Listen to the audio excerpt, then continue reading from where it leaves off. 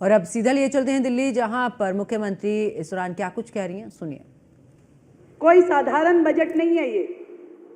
दिल्ली की जनता और पूरा देश आज इस सदन के माध्यम से यह बजट सुन रहा है कि दिल्ली की सरकार, नई सरकार, जो कि ऐतिहासिक जनादेश लेकर के यहाँ चुन के आई है, जिनको बड़ी आशाओं और अपेक्षाओं के साथ दिल्ली की जनता ने वोट दिया और यहाँ भेजा, उस सरकार का पहला बजट कैसा होगा, आज यहाँ पर पूरा देश देखना चाहता है। मैं आपको बताना चाहती हूँ कि ये बजट सिर्फ सरकारी खर्चे और आमदनी का लेखा जोखा नहीं है, बल्कि पिछले 10 सालों की बेहाल और बदतर हुई दिल्ली को विकसित बनाने की दिशा में उठाया गया पहला संकल्पित कदम है। एक ऐसी दिल्ली जो गौरवशाली इतिहास और उज्जवल भविष्य का संगम बने, ऐसी दिल्ली का बजट आज यहाँ प्रस्तुत किया जाए। मैं और मेरी सरकार दिल्ली वासियों को तथा मां यमुना को नमन करते हुए इस जिम्मेदारी को पूरी विनम्रता के साथ स्वीकार करते हुए इसे समुचित निभाने का संकल्प करती हूँ। हमारा यह बजट बाबा साहब के समता, पंडित दीनदयाल उपाध्याय के अंत्योदय, महात्मा गांधी के सर्वोदय और हमारे देश के यशस्वी प्रधानमंत्री श्री नरेंद्र मोदी जी के सबका साथ, सबका विकास, सबका विश्वास और सबका प्रयास, इन सिद्धांतों पे आधारित है। अध्यक्ष महोदय, मुझे यह बताते हुए अत्यंत दुख होता है कि पिछले 10 सालों में विकास के हर पैमाने पे दिल्ली फिसलती गई, लगातार फिसलती गई। जर्जर सड़कें, दूषित यमुना, सीवर ओवरफ्लो, स्वास्थ्य सुविधाओं की दयनीय स्थिति, वायु प्रदूषण के कारण से ये समझ में आता है कि पिछली सरकार के शासन और नीतियां जो थी, उसके कारण से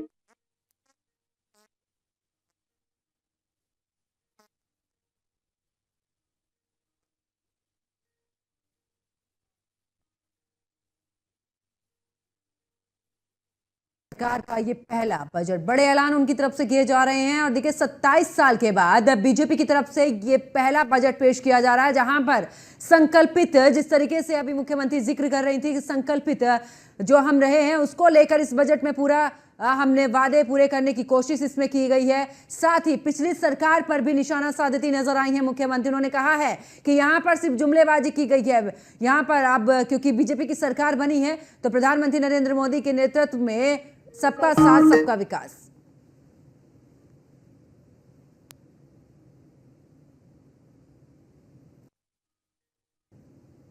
तो दिल्ली को विकसित बनाने की दिशा में कार्य है। इसके अलावा उनकी तरफ से और भी कई बातें। अध्यक्ष महोदय, मैं आपके माध्यम से पूरी दिल्ली की जनता को यह बताना चाहती हूं कि पिछली सरकार के राज्य में, आज तक की सरकारों के राज्य में 2023-24 का बजट था जो कि सबसे अधिक था, वो था 78,800 करोड़ रुपए। कागजों पे था, हुआ कुछ नहीं था, कागजों पे था, पर था। पहली बार दिल्ली के इतिहास में ऐसा हुआ कि जब 2024-25 का बजट आया तो वो घट करके 2800 करोड़ रुपए घट करके मात्र 76,000 करोड़ रह गया, जो किसी भी राज्य के इतिहास में, दिल्ली के इतिहास में सबसे बुरी स्थिति थी। घट करके 76,000 करोड़। परंतु बड़े गर्व के साथ मैं आज इस सदन के समक्ष बताना चाहती हूं कि इस बार का दिल्ली सरकार का बजट ऐतिहासिक है। 1 लाख करोड़ रुपए का प्रस्तावित किया गया है। 1 लाख करोड़ रुपए का बजट प्रस्तावित किया गया है। का बजट,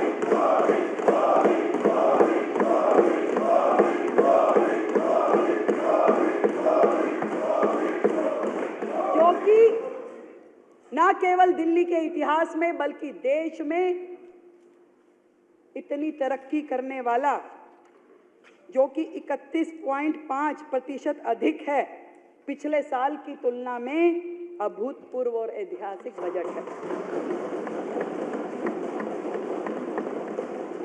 अध्यक्ष महोदय, जहां साल दर साल बजट बढ़ने की बजाय घटा, जहां जीडीपी की दर पूरे देश की तुलना में कम रही, राष्ट्रीय स्तर की अपेक्षा दिल्ली की प्रति व्यक्ति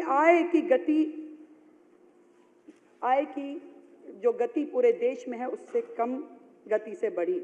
इससे यह स्पष्ट है कि पिछली सरकार में ना तो क्षमता थी कि वो राजस्व बढ़ा सके और ना ही इच्छा शक्ति थी कि विकास कार्यों पे ईमानदारी से खर्चा कर सके। ये स्थिति थी पिछली सरकारों की।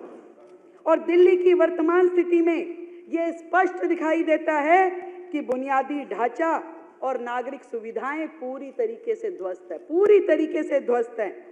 यही नहीं, ये आंकड़े पूरे तरीके से फाइनेंशियल मिसमैनेजमेंट का स्पष्ट परिणाम है। स्पष्ट कि किस तरीके से दिल्ली की जनता को धोखा दिया गया। यहाँ ये कहना भी उचित होगा कि सरकारी आय इसलिए घटी क्योंकि जो राजस्व सरकार को मिलना चाहिए था वह शराब माफिया, जल बोर्ड, पीडब्ल्यूडी के ठेकेदारों के माध्यम से पिछली सरकार से जुड़े हुए संबंधित लोगों को मिल रहा था, सरकार के खजाने में नहीं आ रहा था। इसलिए दिल्ली पिछड़ती गई। पर अब भ्रष्टाचार, कुप्रबंधन एवं अक्षमता के दिन, आपदा सरकार के दिन चले गए हैं। हमारे 1 लाख करोड़ रुपए के ऐतिहासिक बजट में किए जाने वाले कैपिटल एक्सपेंडिचर, अध्यक्ष महोदय, उनको दुगनी बढ़ोतरी दी गई है, दुगनी, डबल कर दिए गए हैं, जो कि पिछले बजट के इतिहास में पिछली बार 15,000 लगभग करोड़ की तुलना में इस बार 28,000 करोड़ रुपए का कैपिटल एक्सपेंडिचर दिया गया है। विकसित दिल्ली के बजट में कैपिटल एक्सपेंडिचर की इस राशि का आवंटन सड़कों, नालियां, सीवर, शिक्षा, स्वास्थ्य के प्रति हमारी प्रतिबद्धता का स्पष्ट प्रमाण है।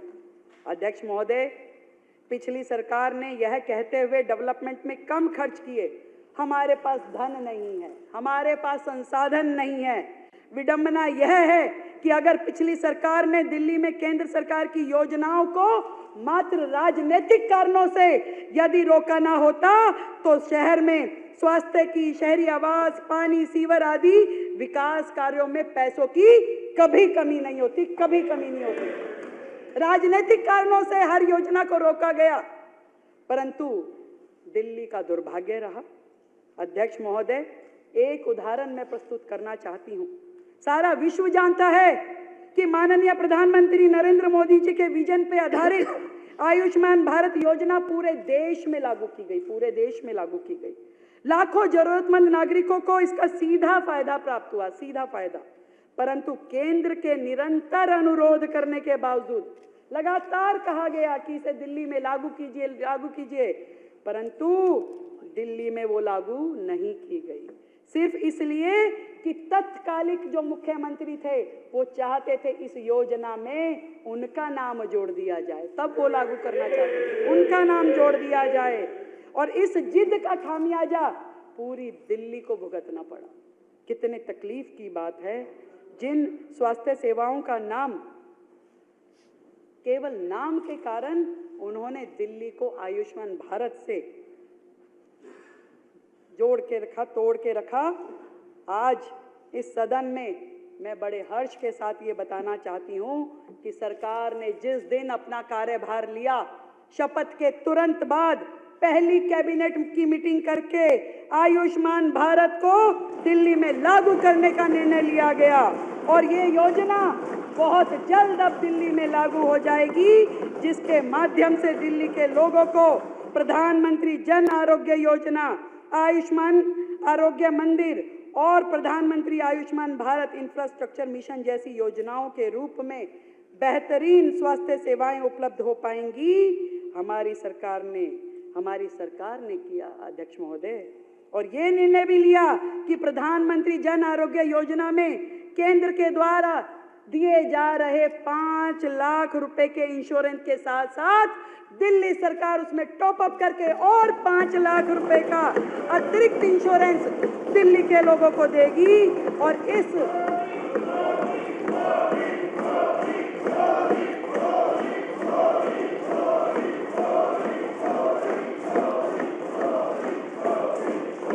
तरीके से दिल्ली की जनता को अब 10 लाख रुपए का इंश्योरेंस मिल पाएगा, और जिसके लिए हमने लगभग 2144 करोड़ रुपए आवंटित करने का प्रस्ताव किया है।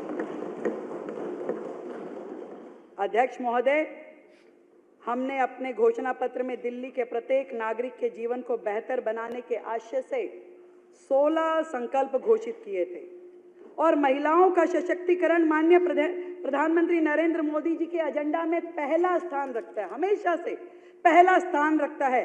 वही एकमात्र व्यक्ति थे जिन्होंने जब 2014 में सरकार बनी तो लाल किले की दीवार पे वहां खड़े होकर के, जो लोगों के ध्यान में भी नहीं थी समस्या, पूरा का पूरा देश जिस ओपन डेफिकेशन से गुजर रहा था, प्रधानमंत्री जी ने महिला शौचालयों की बात करी और पूरे देश में शौचालय बनाए गए।